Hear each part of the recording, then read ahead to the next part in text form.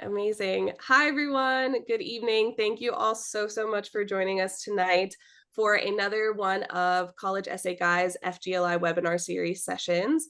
My name is Diana Alvarado. I work part-time with College Essay Guy on this FGLI webinar series, and I work full-time for a college success and career development program based out of Boston.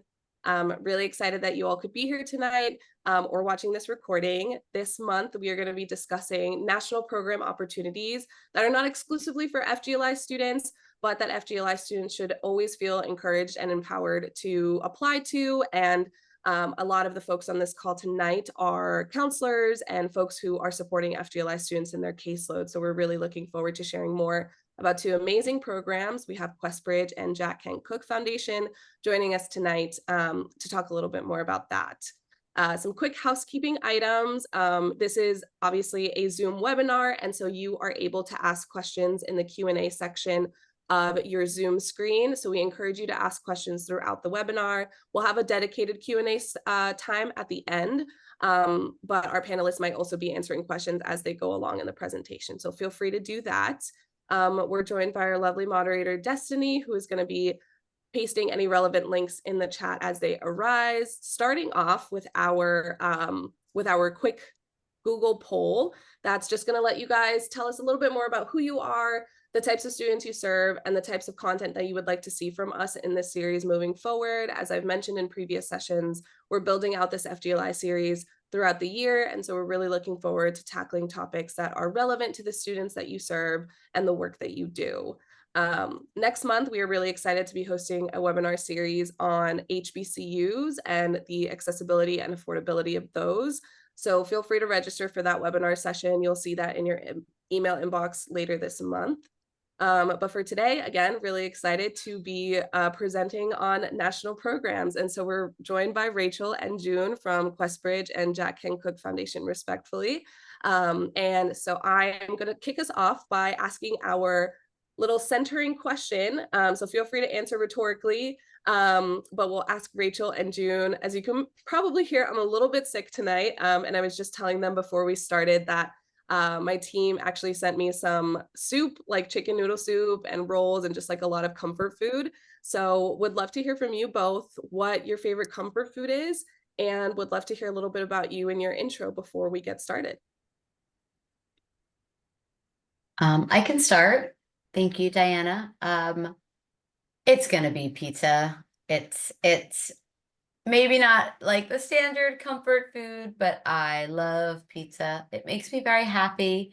I'm also a New Yorker, so that answers part of the little bit about you. I'm based in New York City. I grew up in New York City. I'm not going anywhere else.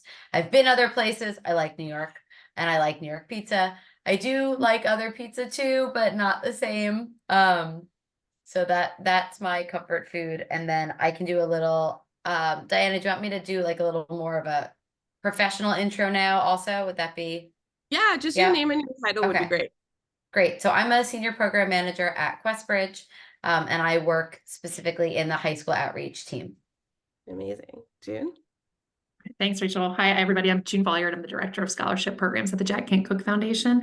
My comfort food is my mother's chicken and dumplings, in the vein of the soup, just a different kind of variety. So like Rachel was saying, I'm a North Carolinian, a native North Carolinian, and actually live here now, work remotely from the foundation from there. So my mom doesn't make it very often. So I don't get it too much, but love it when I do. And I'll give a little more intro about my role when I talk more about the foundation and our scholarship. Perfect. Amazing. Thank you both so much for being here tonight and for sharing your expertise with us. Like I had mentioned, this is just two of many national opportunities that are available to your students. These opportunities are not exclusive to FGLI students, but a large majority of the students that these organizations serve do identify as FGLI, and both of them will go more into detail in that in their eligibility. We're going to get started with Rachel, who's going to talk a little bit about Questbridge. A little fun fact is I was actually a Questbridge College Prep Scholar way back in the day. So it's a fun full circle moment to be able to share this opportunity and amplify it as something that was a pretty formative part of my college access journey. So I'm really excited to hand the mic over to Rachel to share a little bit more about Questbridge.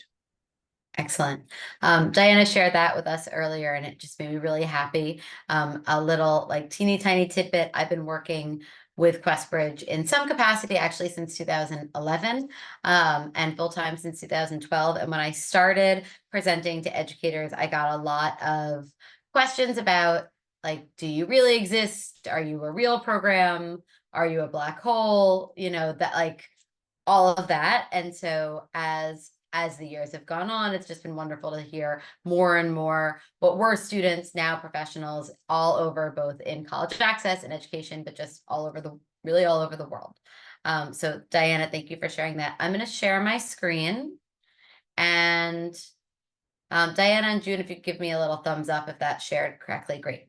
So what I'm going to do, we're going to go through and I'm going to try to do a mini version of this in 20 minutes. When we spoke about this earlier, I know that some of you probably have experience with Questbridge and others don't. So I do want to do some kind of baseline level. We are going to have a question and answer session at the end, but I'm going to kind of breeze through, especially these pieces in the front, so that everybody gets a little bit of a background and hopefully something that you haven't learned before. So this is one slide that we just recently created. This is the high school outreach staff. So when I started, there were about 23 individuals in the organization, and now we have well over 50. So we have increased tremendously, but I like showing this because we're all remote. So you'll see we're actually from all different states, just our staff even from all different states all over the country. We all have different roles in terms of what we're focusing on. And if you have ever emailed Questbridge, whoever is on this team at that moment is who is answering your email. So even if it answers from Questbridge team, this is the team that you're hearing from. So we have a lot packed into a short amount of time. Just to get started, we're going to do a little bit of an introduction. So when Diana reached out to us, she was talking a little bit about why do your organizations do what you do? And there are a lot of reasons. And originally when Questbridge was founded by Anna and Michael, the idea was kind of give additional opportunities, and it was actually a very high touch program that happened back in 1994.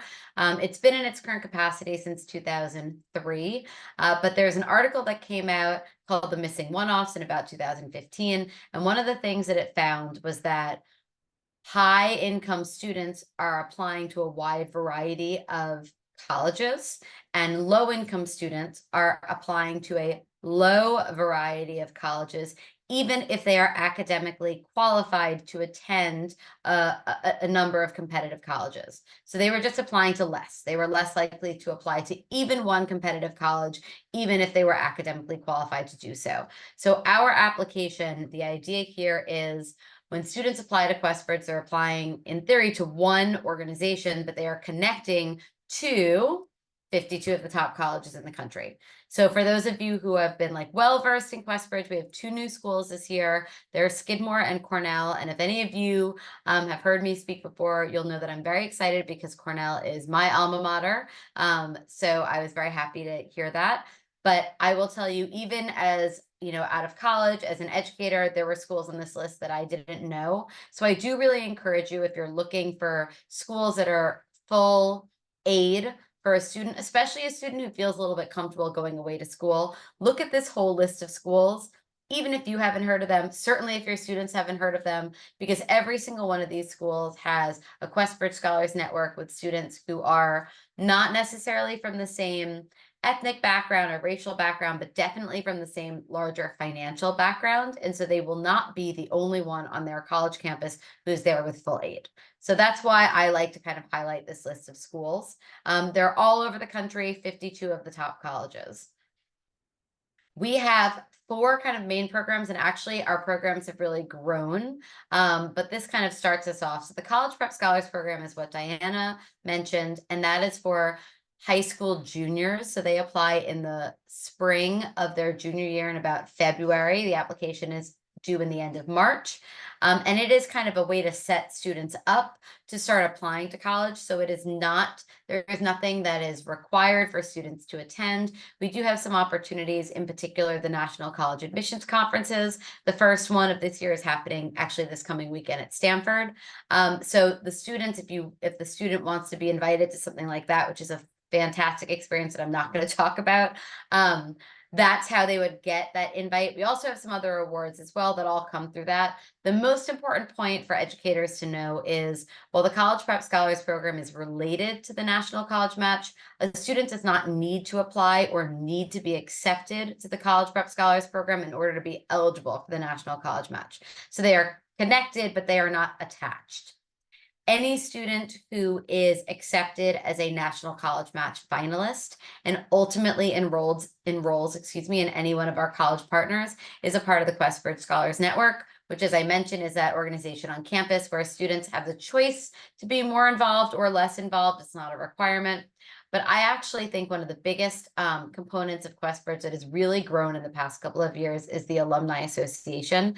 And the idea here is it's not only the Alumni Association from the school that you attended, but from the student who grew up in New York City and then goes to Chicago for college and then goes to the West Coast after college. They can join the LA Questbridge Alumni Association or the San Francisco Questbridge Alumni Association. So it adds additional opportunities to really connect, particularly if you are first generation, you don't have a lot of family or close friends who are moving away to go to college or moving away after college.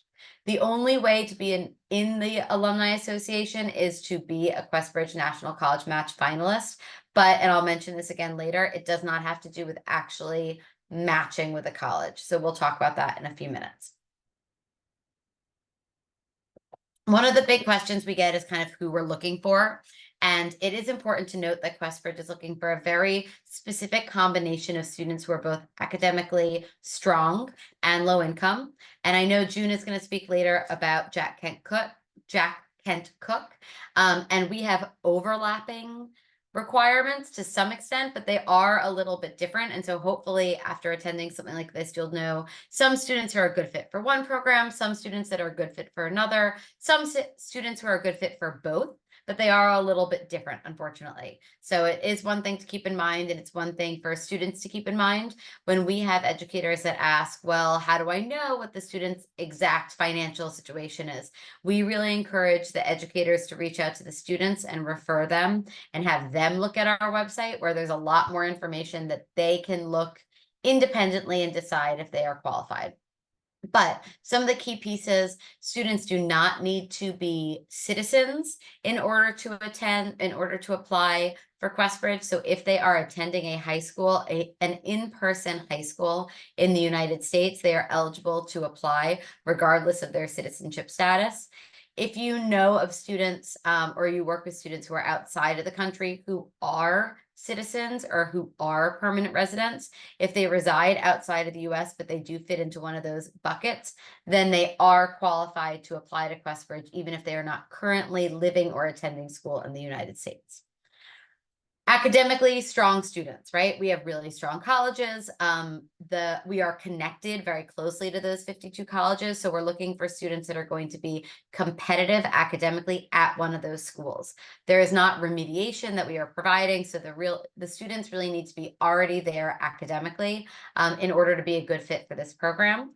And we do want them to take the most challenging courses available. So it's not only that they're getting A's, but if there's an AP or a dual enrollment or an IB, whatever the most advanced course is, we really encourage the students to take those courses. And if you're a counselor and you're speaking to students about what to take next year, please know that we do look at what those opportunities are. So taking a more advanced course load is something that's really encouraged from our organization.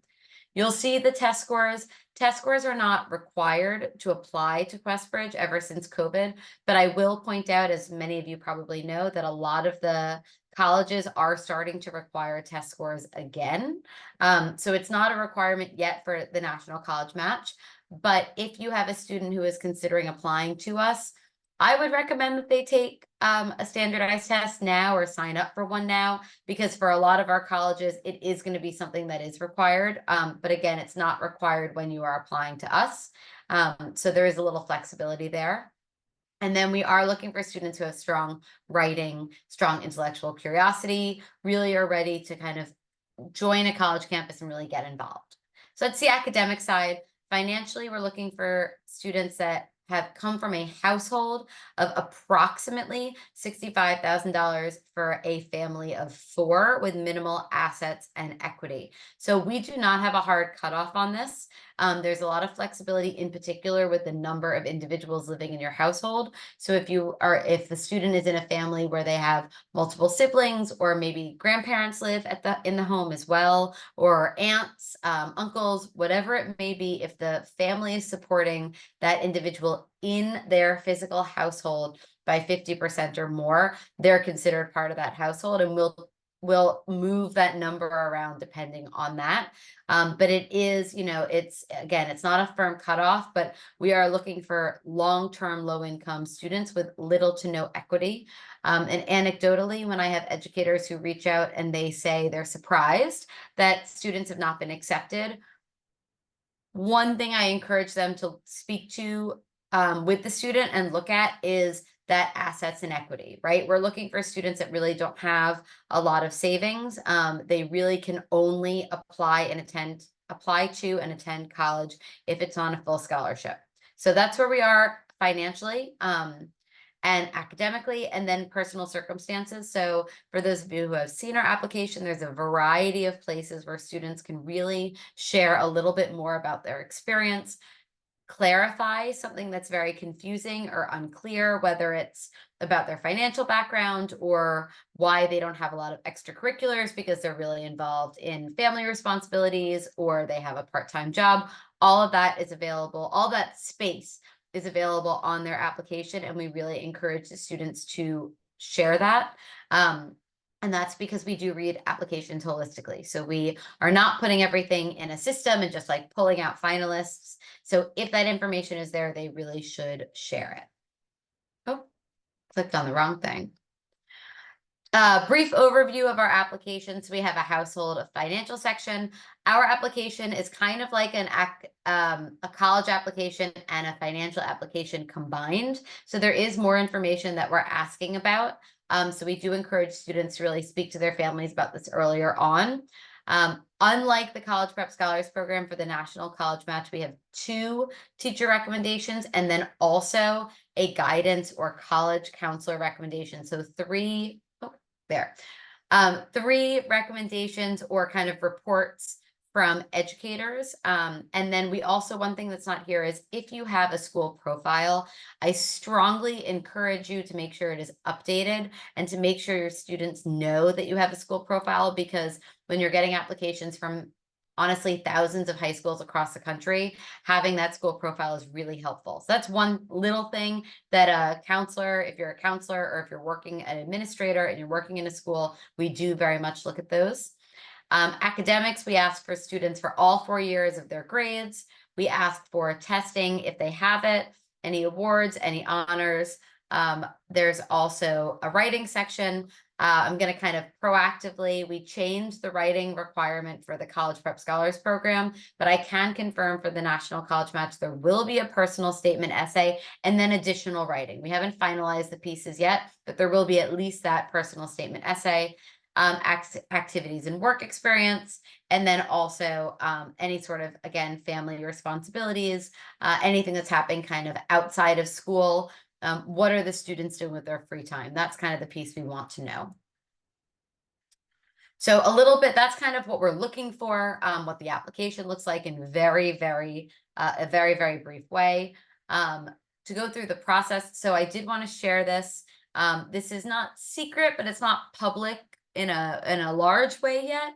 But for the National College Match, our application will open in the late summer. That's usually early August, which I know if you teach school in the South, it's not late summer, it's like the beginning of the school year. But as I shared, I'm from New York City. We don't start school until after Labor Day. So beginning of August is actually very much the summer in New York, and it feels like it.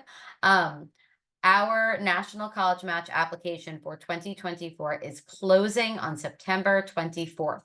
It is not public on the website yet, but it is not necessarily a secret either. Question that we get very often is kind of what is involved there. Everything that I shared on the previous slide. So just to go back for a moment, all of this is due at that time. So when students are applying to Questbridge, when they submit their application on September 24th, Everything that they submit is what is going to go forward to the colleges. They should think of it as a full application. So the teacher recommendations, the counselor recommendation, their essays, their self-reported financial information, all of that is due on September 24th. On October 10th, students are going to rank up to 15 schools. If they're going through ranking, I'll talk about ranking in a minute, I promise. Students will find out if they are notified, students will be notified if they are finalists on October 16th, which is after ranking, and that's on purpose. And then any match requirements will be due on November 1st. Match day this year is on December 2nd. That's because December 1st is over the weekend. For students that don't match, this is another kind of confusion, so I want to kind of be really clear about this. If a student is not matched, they are not rejected from any of the schools. They are encouraged to continue to move those applications to regular decision, to add additional Questbridge and non-Questbridge applications to regular decision, and that is a spring process, but they are not rejected. It's essentially a deferment if they are not matched on December 2nd. And so that kind of shares this piece of information. Students who are applying through regular decision will find that in the spring. And then matching, I want to be sensitive to time. Matching is really what Questbridge is known for. It's the National College Match Scholarship. It is a full 4-year scholarship to attend one of our 52 college partners. It is binding in every single case except for MIT, but it does include everything. With the caveat that on some cases there is a small student contribution or work study. I'm not going to go into this right now, but for your information, if you go onto our website and you look up an individual college, every single college's match package is on our website. So there is a little bit of variety, but if a student says they're surprised, it's because they haven't looked. Every single one is there. It does vary a little bit, but room, board, tuition, required fees, all of that is included. It rounds, averages at about $325,000. And there's no parent contribution because all of our schools are committed to meeting 100% of demonstrated need. This is the important piece here. If a student wants to apply for that particular scholarship, they need to rank colleges, and ranking colleges means that they are selecting between 1 and 15 schools that they absolutely, without a shadow of a doubt, are ready to attend, because if they rank a school, it is binding. But, and this is where educators are sometimes confused, we strongly recommend that students rank schools, but A, they don't actually have to. They do not have to rank, or they do not have to rank up to 15 schools. They can rank 1 or 2 or 5, whatever number of schools that they feel prepared to attend. And if they are accepted to that school, it is with a match scholarship, which is a full scholarship to attend. So this kind of reiterates that. They can apply, they can rank up to 15 schools. They will be reviewed concurrently by all of the colleges at the same time in November. The colleges do not know where the student is ranking them on their list, but the ranking list is important because if a student is matched, they are matched with the highest ranked school that also selected them. So if you rank a school number 1 and number 15, and both of those schools want you, you get matched to school number 1. You will not hear back from school 15. Like I shared, all of the schools are binding except for MIT. If the student is excited about these schools, but they're not ready to commit, they should apply to Questbridge, submit the application by September 24th, and then not rank colleges. This is just to show some of the benefits of the regular decision. One of the pieces that is really beneficial here, when people ask like, well, why should students rank schools? Why should they apply? They'll get aid anyway. One of the biggest reasons is that they can apply for free at all 52 schools. So when they want to cast a little bit of a wider net, they're not really sure where they're ready to commit. That's fine. Apply to schools directly. Also apply to Questbridge, even if they're only going regular decision, because every $50 to $90 application fee is waived when they use the Questbridge application. Little bit of statistics, and this is, I think, is a big one when we talk about matching. 34% of finalists matched in 2023. So that's about 2,200 students, each one who received a full full 4-year scholarship to attend one of our college partners. So it's not 1 student or 2 students or 5. And at least another 40% were admitted through regular decision. And I can speak more about that later, but I want to finish up here. And so I can go into that if there are questions about it later on. This is my second to last slide. Some information in terms of what you can do as an educator, follow up with your students, look on the Questbridge website now. And then this is the last piece. If you have questions, please email us. Also check out our frequently asked questions on Ask QB. We go through those every cycle. There's a lot of detail there. And then the last piece is to really look at YouTube. I only use YouTube for Questbridge. I actually don't use it for anything else. It makes me feel very old, but that's the truth. But there is a tremendous amount of content. And believe me, even if you have students that aren't qualified, because not all students are the exact right fit, every one of our colleges has information there. There are interviews from admissions representatives, all this stuff that's just related to any student that's interested in a competitive college. So that's my bit, and I look forward to answering questions later on. Amazing. Thank you so much, Rachel. That was wonderful content. And again, as a reminder to everyone, you will receive a copy of the recording of tonight's session in your email as a part of your registration. So all of that content you'll have access to after the fact. And again, we really encourage you to take a look at the websites for both organizations if you're interested for more information. Some awesome questions have come in. We'll get to that during Q&A. But for now, excited to turn the mic over to June to talk a little bit about Jack Kent Cooke. Thanks, Diana, and thanks, Rachel.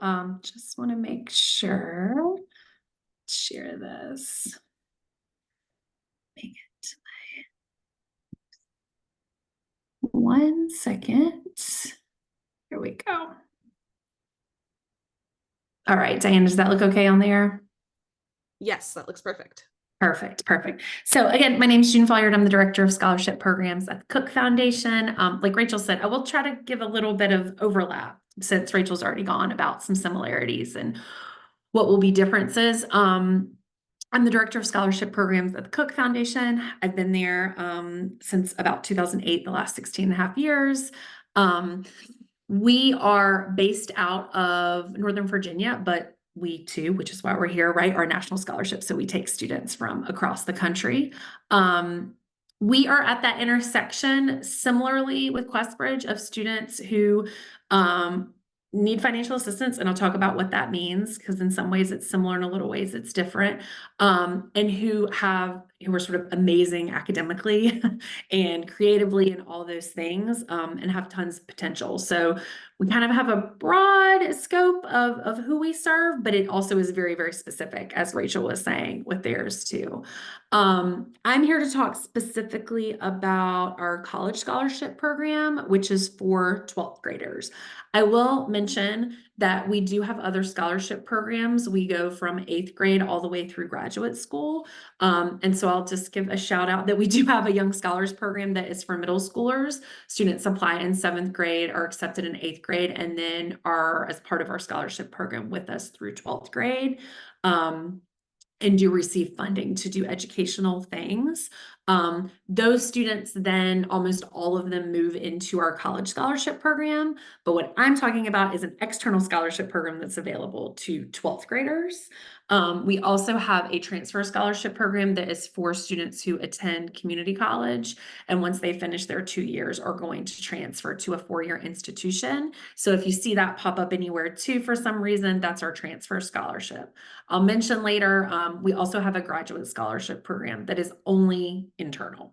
So I'm going to talk here about our college scholarship program. It will open up in August, and that will run from August to November. And one thing very specific about our application is that it's available in Common App. And so I'll talk a little bit about how students can do that. And it does make it a little bit easier for them to do because it is available in the Common application. And I'll give the specifics on how they're able to do that. Talk a little bit more about our overall program goals. A lot different from Questbridge, as Rachel was saying, is that our students can attend college anywhere, actually in the world. Most of them go in the US. They have to attend an accredited 4-year institution. And And so it kind of oscillates, but in any given year, we have somewhere between about 115 to 130 colleges where Cook Scholars are attending. And so kind of those top places, more similar to Questbridge, the places where we have the most students, we have about 50 to 60 scholars at Harvard, 50, 60 scholars at Stanford, kind of goes down there, most of the Ivies, MIT, kind of the schools you're considering. And then it goes all the way down, right? We then have like a percentage of schools where we have more than 20, kind of between 20 to 30 students, another group, a big group where we have like more than 5. And then we do have a few singletons or like just a handful there, right? And so our students become part of our larger network, but they are attending some of the nation's top, as it says here, 4-year colleges and universities. Part of what we're trying to do is help them connect with each other, provide a community of people both at their campus and across, just like Questbridge is trying to do. All of our college scholars are assigned to a dean that's part of our, just get rid of that, part of our team. So we have 6 deans who are assigned by college and kind of region, who those students communicate with during the year, give them support, do all of that. We do have an in-person event that happens right when we kick off. That's for all scholars that they get to come to and meet each other. And we also connect them with our alumni network. We have a lot of mentoring opportunities that they can do. And then one of the biggest goals for us is that they're prepared career-wise and for graduate school, partly because that's a piece of sort of our long-term support of scholars. So I'll talk a little bit more about that. You can see here, talking about the experience in the program, which I was mentioning, of transitioning to college and coming to our in-person event, how to navigate resources. That's something that our deans really help people with, to connect them with resources on campus. Our financial support is a little bit different, again, than Questbridge. It's up to $55,000 per year for 4 years. We're last dollar. And so that means our students apply for financial aid first. And then based on their package, it kind of varies on what we support. We will cover the parent contribution often in different kinds of ways, if that's something that's not covered. And we also have an internship program that's a summer stipend that's part of our program that we offer to students. One thing that's not listed here, but I'll mention is, for our first year students, we also have a family campus visit program that we do as part of our programming, where students can have one of their family members come and visit them during their first semester, which is really, really nice. And then again, Scholars Weekend, that's our in-person event, and the broader Cook alumni community, which makes up, we've been around since about 2001 with different scholarship programs starting at different times. And then our Cook Graduate Scholarship, like I said, you have to have been a college scholar with us to then be eligible for the graduate award. The graduate award, they're eligible to apply. They have the opportunity to have up to $150,000 that they can use over the course of 4 years. That too is for anywhere that's accredited. And so, and we have a process they go through internally to apply to that scholarship. So our eligibility requirements are, again, similar. One thing that's slightly different, but not totally, is you do have to graduate from a U.S. high school in spring of 2025. You have to fall into that category. You do not need to be a citizen to apply. You do have to be enrolling in a 4-year institution. So while we do have a transfer scholarship, that's not what this is for. And then our sort of eligibility in the very, very beginning is that your accumulated unweighted GPA is 3.5 or above. We do not have a test score requirement. We did have a test score requirement in the past, and that was dropped during COVID. So we'll see how everything plays out in the future. But right now we don't have that. Students are welcome to submit test scores if they have them, but that's not something we ask for. And then our max for our income eligibility is $95,000. So it's a little bit higher.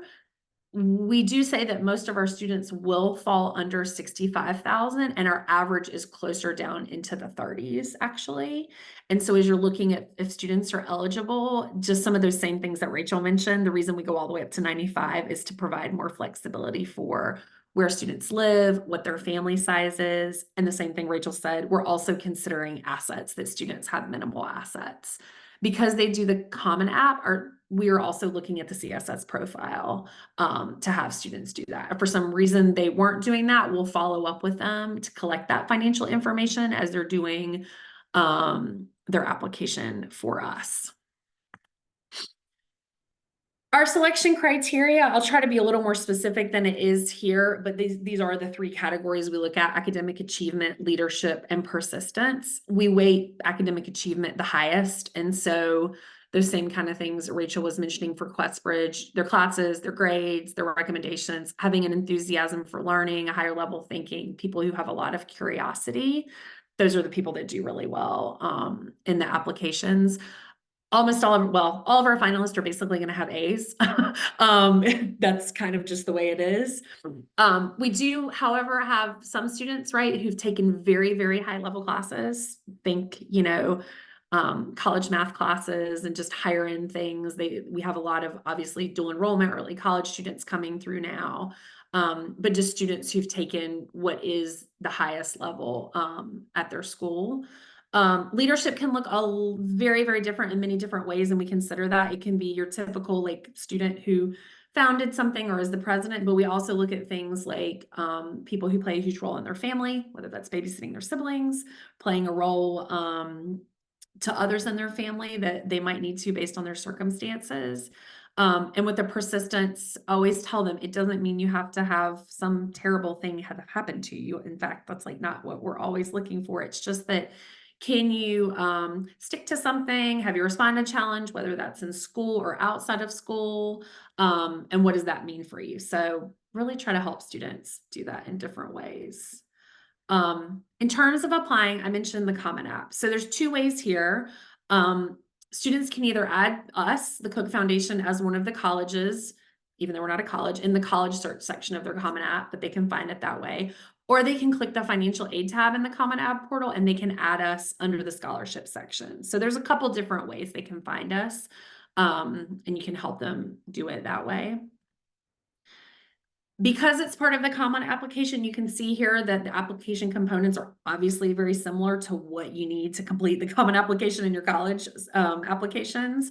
You'll need personal and household information about family members.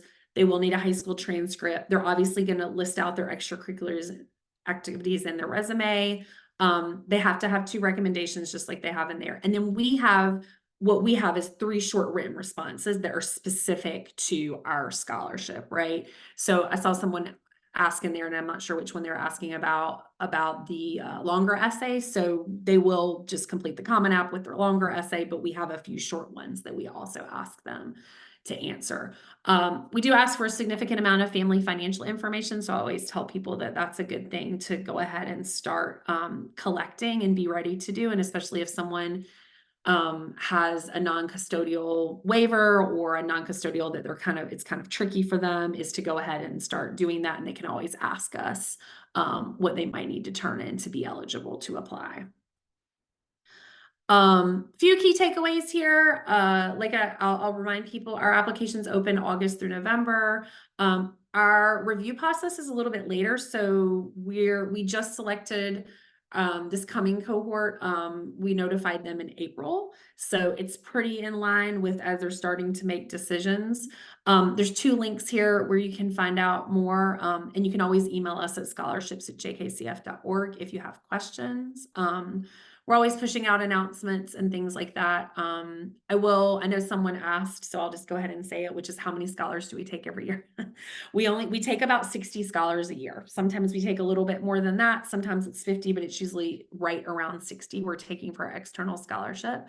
And that means something we're not necessarily very proud of, which is it's very, very hard to do. So when we get anywhere between, depending on the year, 4,000 to 5,000 applications, you can do the math and see what that number is. So I would say for your students who really are standing out at your school and they also meet that eligibility requirement, those are the people who would be great applicants for what we're doing. And the great thing is that they have a choice of where they want to go, right? So they can apply to a lot of different places. If they're applying within the state, that's fine. If they're applying out of state, that's fine. But it may give them the opportunity to go somewhere that they weren't quite sure that they could attend before. So I will stop there and stop my share. Amazing. Thank you both so much. You also did wonderful on time, so we have an abundance of time to go through Q&A. We've got some amazing questions that have come through, and we also ask all of our participants tonight to ask any other questions that come up as we start answering questions for the remainder of our session time. Something that came up that I think is a relevant question for both organizations when talking about academic rigor and taking the most challenging classes, and this is a question we frequently get from parents and counselors, is if there's a preference or a direction that students should be leaning in AP versus dual enrollment classes, and if your organizations assess those one higher than the other. I can go first, which I can say is the same advice I tell our own students who are in our high school program. Most of the high schools offer a couple different things, maybe not all of them. And so for our scholarship, at least, we always tell them you want to be taking, when we say the most rigorous, that doesn't mean that you need to, if there's 6 or 7 AP classes your senior year, that you need to take every single one.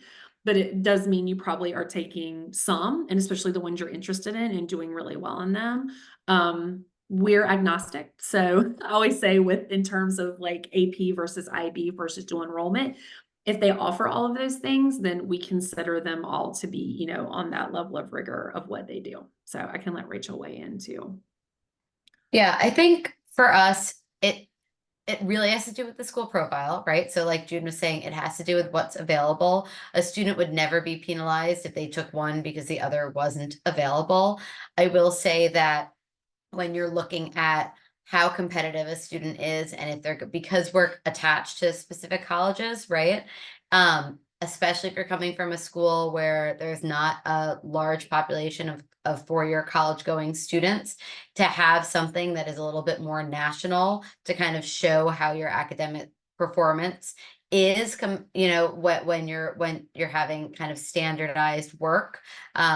There is something to be said for that. Dual enrollment college classes can vary tremendously, right? In terms of kind of how competitive they actually are. But I do think that one thing that's kind of ancillary to this, though, is the understanding that students that take a lot of dual enrollment courses, we have students that reach out all the time that say, like, I'm ready to graduate with my associates, which is fantastic. But if they're applying to Questbridge, they're still going to start as a first-year student. So that doesn't mean that they won't receive some sort of credit or something, and certainly not, again, the recognition for doing advanced level work. But if you're enrolling in one of these colleges, the expectation is that you're going to do a 4-year degree at that school. And maybe it means you can start at a bit of a higher level class, right, than if you were starting with an intro level class. But even if they've taken those dual enrollment courses, they'll still be starting as a freshman. And the same is true for us too. So if you're applying to the college scholarship program, that's the assumption you'll be a first-year student. If you have a student where you really are questioning, because for us, because we have a transfer scholarship that students can apply later, the students at the early colleges don't usually fit into that mold of being a traditional community college student. You can always email us and ask us which scholarship they should be doing.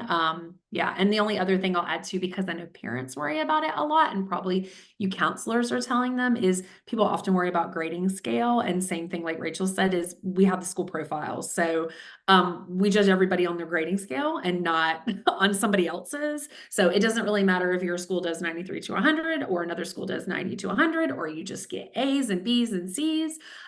You're based on the school profile that we receive for that particular school and or the district you're in. So. Amazing. Thank you both. I did a little touch base with both of our presenters earlier today, and they had mentioned that a question that they get often is about US students that are based overseas. And we have gotten that question tonight, which is full circle. And so for both organizations, if you can just clarify, US citizens that are based overseas and going to high school overseas, are they eligible for your program? US citizens and permanent residents that are based overseas are eligible for Questbridge. Yeah, and in our case, the answer is kind of no. So the answer is that you don't need to be a citizen to apply, but you do need to have attended a high school in the US. The one exception that may happen is if you're attending on a military base, right, that's based overseas, but technically would be then considered as kind of part of the United States military school system, then I would always, again, email us if you're in kind of a tricky situation to see if you're eligible. Amazing. Thank you. I think there was a clarifying question for Rachel as well in terms of the personal statement for Questbridge. So do the students need to write a separate personal statement from the one that they submit on their Common App? So that's a good question, and especially having this conversation. So when students are applying to Questbridge, especially in September, they're only applying to the Questbridge application. So when if they're ranking colleges, there's only one school that will actually require anything like on the common application. There are some schools that will require supplemental materials. Again, all of this is online, but the personal statement, the personal essay that they're writing on the Questbridge application is what's going to be sent along to the colleges. Just one of the things we didn't clarify also, we have students every year who apply to Questbridge and also apply to Jack Kent Cooke. So these are programs that can be very complementary. If a student were ranking schools and therefore was not supposed to use the Common App, they could still use the Common App to apply to Jack Kent Cooke, but they couldn't concurrently also apply to college while they are also ranking schools for Questbridge. Perfect. Thank you for the clarification. We got a question earlier in the night. Can students reach out to alum to get feedback on their Questbridge application and the process? And so I'll kind of expand on that question and generally ask for both parties. Are there areas or places or people that students can reach out to, or I don't know if it's like on social media that they can see like tips, best practices, advice from previous award winners while they're doing their application process? So anything to comment on that?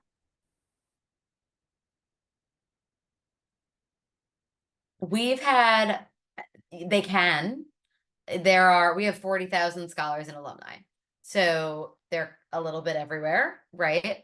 There is not a specific way that you can reach out to individuals. I will say if you like go down a Reddit hole, it's all over the place, right? If you like Google, even when I Google Questbridge, all these other things come up, all these other organizations. We actually have a lot. It's been wonderful to see. We have a lot of older scholars and alumni that kind of go back to their schools and share their experience and give additional essay support. So the answer is, please be my guest.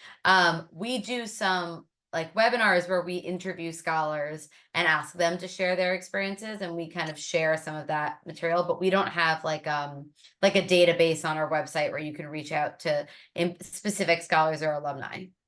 Yeah, I would say the same for us too. You're welcome to reach out to any alums. I think they'll be more than helpful, and they pop up everywhere. We do for different kinds of organizations too. Sometimes we do workshops that are just more specific to like completing your application. And so sometimes that can be helpful to come to one of those. Amazing. Thank you. These are some of my favorite questions. So we got a question from someone who says they're a very rural school in California and don't have a ton of opportunities at our school or in our community. What are some suggestions that I can give my students to help them stand out? Well, I'll just say, first of all, if you email me, I'll definitely help. This is what we do in the Young Scholars Program. So that's what we do. Can give like a couple of, that's kind of how we build out, how we help fund them. One of the biggest things is like taking, kind of Rachel mentioned it earlier, right? If there's classes maybe they don't offer at that school, but they want to do those classes through either like an online opportunity through a college. We have some other resources we use from some of the talent centers for young people. They have lots of financial aid to attend classes. And so doing that. And then one other, just like, this is for everybody, just to give everybody suggestions, since you might reach out afterwards, is participating in any of the kind of national competitions that maybe your school doesn't have a team, but you can still do it, right? So like National History Day, you don't need a team to do. There's like even like National Poetry Month, just like participating in different things, or the Scholastic Arts and Awards. You don't need a team, you don't need a school to do it. So you need motivation and you need some creativity, and it might help to have somebody like you, a mentor or a counselor, who's willing to at least kind of help them along the way. But if you email me afterwards, I'd love to give some suggestions too, especially we have a lot of California students. So I echo everything that June said. I think kind of taking advantage of everything that's available online is huge. Not everything has to be in a team, right? Individual competitions, online magazines, all of that are all options. There's also, even if there's not like a lot going on in the community, there's still like there's local government, right? There's usually opportunities for like a high school council or Boy Scouts, Girl Scouts, that sort of thing. I was really connected to the library system in one of the towns in Arizona, had like a huge college advising set up. And so we have a lot of students that are actually really involved in different versions of the library. But the other thing is they don't have to create things for themselves if they have other things that are going on. I would bet that these students are not sitting at home just like watching YouTube videos, right? They're probably, if they have an after school job, they're involved in their family's business, they're taking care of siblings, they're writing, they're making their own music, they're doing personal fitness. It's like when we read the application, it really is just, are they sitting around doing nothing, or what are they doing with their time, right? And especially in the situation where you have responsibilities of some sort, whether it's a job or it's a family responsibility, kind of sharing how much time that takes, what's involved there, right? But there are also a lot of opportunities. I think really what June said was important. There are a lot of opportunities online in many different kind of genres, right? Where if somebody's interested for something, it's not as good necessarily as, it doesn't have as good a feeling as being in person, but it doesn't make it less important. And this idea of like the student taking a step further, right, to try to do something. And then depending on how your school works, maybe even like starting a new club at school. Amazing. Thank you both. And then we got a couple separate questions just kind of related to stats of the accepted students last year. So one specific question was like the average GPA of scholars for Jack Kent Cooke last year, if you have that information off the top of your head. And also just kind of for Questbridge, some stats on students who were matched last year, as there was a student, a counselor who had a student that was a semifinalist, but wasn't sure what was missing. That didn't lead them to get matched. So anything you both have kind of off the top of your head, or a specific part of your website that shares a little bit about the stats of students that we'll share our updated profile closer to when we release it from that. Probably you can guess with the minimum GPA being a 3.5, the average hovers not at a 4.0, but it's heading up there, right? Like it's usually between a 3.8 and down to a 4.0, and that's an unweighted GPA. So that kind of gives you, and then that's why I say that really it's like the student with the A's, right? They might have some like an A- here or there, but it's going to be a student with A's and A-. So I'm going to share my screen for one moment. I literally went onto questbridge.org and then under the search bar, typed in finalist profile. So just so everybody knows, this is not private information, but if you scroll down, this will share more about the finalists, and it does give more than what I shared in the presentation. So if you scroll farther down, it gives a little bit more regional citizenship, all of that. So that there's a wealth of information here. And like I said, I just searched to find this. But here's the answer on matching. There are more finalists than the first year classes of half of our colleges, right?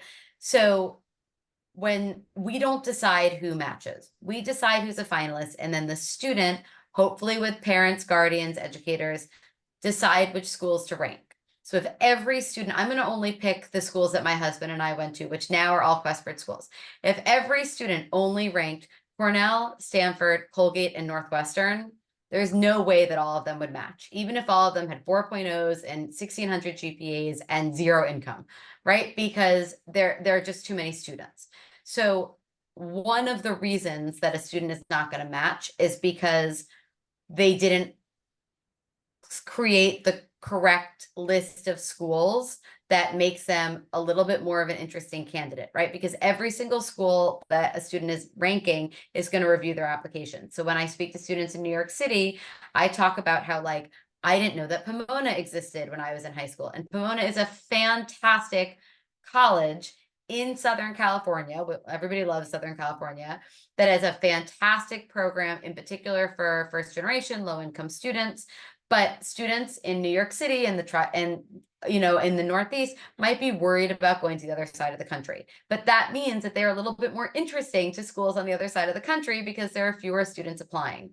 So I really just encourage students and educators together to kind of look through this list. We do not, when we select finalists, we select students who are generally a good fit based on our requirements and qualifications, but students are not required to rank, and we do not have any control over how many schools a student is ranking or what those schools are. So again, it's really up to the student to kind of be a little thoughtful. The other thing that I really do want to stress here is if a student didn't match, but they continued on with regular decision, hopefully they added additional schools too.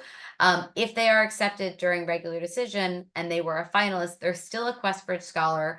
Often the schools still give excellent aid. We had some statistic recently, and I don't remember the specifics to be honest, but like one of the surveys that we did for students that were accepted regular decision with Questbridge College Partners had like, I want to say under $5,000 in spending that they had to do themselves with the regular decision package.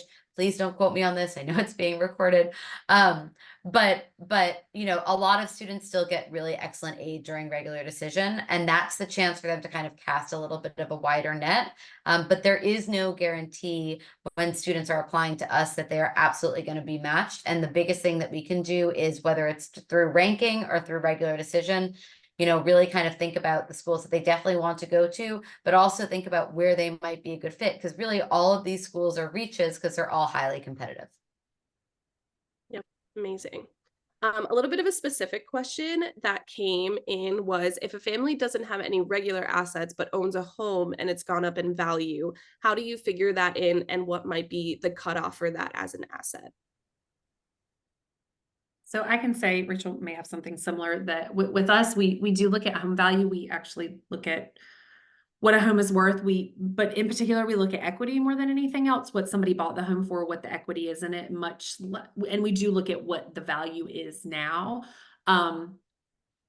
Using California as an example, we get a ton of California applications, and over the last couple of years, obviously, it's like ridiculous and skyrocketed, and people have crazy house values for things that they bought. So we just take all that into consideration. I would not say that it discludes someone from applying, especially if all of their other, they have basically no other assets.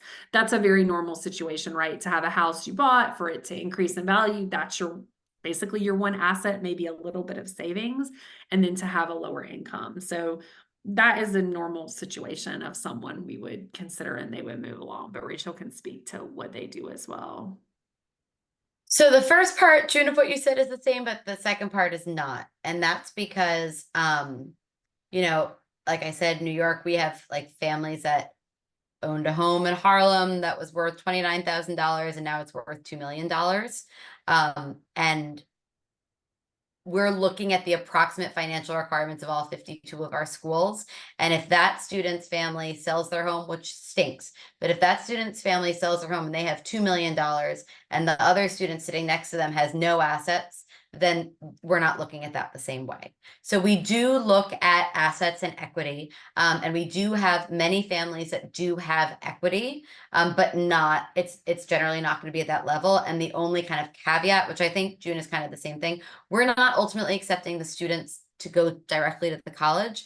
And because we're looking at kind of an amalgamation, we have many students who are not accepted as finalists, maybe for that reason, right? That's kind of the main outlier. And then they go and they apply directly to the college. And some of the colleges using those calculators don't care about that as much, and they still end up with excellent aid. So I do like, it stinks to be rejected from something, but it's why our application is so early, because that might, assets are one factor that educators might not know about for their own student, but it does have an impact, especially if it's high. And hopefully they'll look at the calculators and find the schools where that is not a main consideration.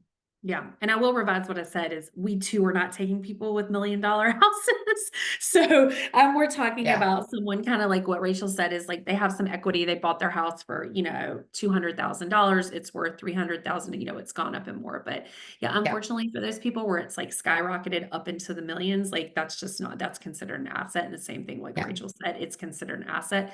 Same thing if someone owns, we see a little, like if you own a rental property and it was like bought it very cheaply, but now it's really skyrocketed. Unfortunately, that's an asset. We don't control that. The FAFSA controls that, and so does, it's just how they calculate everything, and it just doesn't work. Yeah. So Wonderful. Thank you both. I know we're right up on time. I'm going to end with just kind of 2 quick clarifying questions for Rachel in terms of Questbridge. So I'm seeing if a student is ranking schools for Questbridge, are they allowed to apply to schools that are not on the Common App, such as the UCs in California? And a similar question that came in is if students are ranking schools in Questbridge, when would they be able to apply to other schools in the Common App? After October 15th, when they are notified if they're a finalist? Thank you. I am furiously Googling our policy, I'm going to share it in the, I guess I'm sharing it with you, Diana, but hopefully you can share it out because I can't answer it in 1 minute. The very short answer is if they are ranking schools, not if they are not ranking schools, but if they are ranking schools, they really cannot be applying to other schools concurrently in the fall, with the exception, the main exception being their in-state public non-binding opportunities. It really has to be all 3. It has to be within their same state. It has to be the public school, and it has to be non-binding, because the idea is if you rank schools and you get into one of those schools, that is where you are going, even if you got accepted somewhere else. So all of this kind of like restricted EA and EA during, if they are ranking schools, they cannot do any of that. Regular decision after December 2nd, carte blanche, whatever they want to do, everything, there's no commitment. There's no restrictions. It's completely open. So yeah, but the policy shares it. You saw email questions@questbridge.org. Students do it all the time asking for clarification. We're happy to answer those questions, but that's kind of like the short version. Perfect. Wonderful. And on that note, again, I will summarize by saying that both email addresses for kind of general inquiries will be shared with you all in the follow-up email, as well as the copy of this recording and any other relevant links and resources that were shared from both of our presenters. So you will have all the wealth of information available to you after the fact and can follow up with any other questions that you have. And I'll say, Diana, I saw one person asked in there, they were saying they have a matchlighter student who doesn't have a school profile and they were wondering what they could do. Also happy if you email us. We always have a couple rural students where we've sort of helped their school do that. So happy to share examples because that can help a lot of students. Absolutely. Do that. And I'm happy to share some example we did if that, I know it's an anonymous person, but if you email us and say that you were looking for June, then that's totally fine. And I can help give some examples that we've given to our high school students, our young scholars.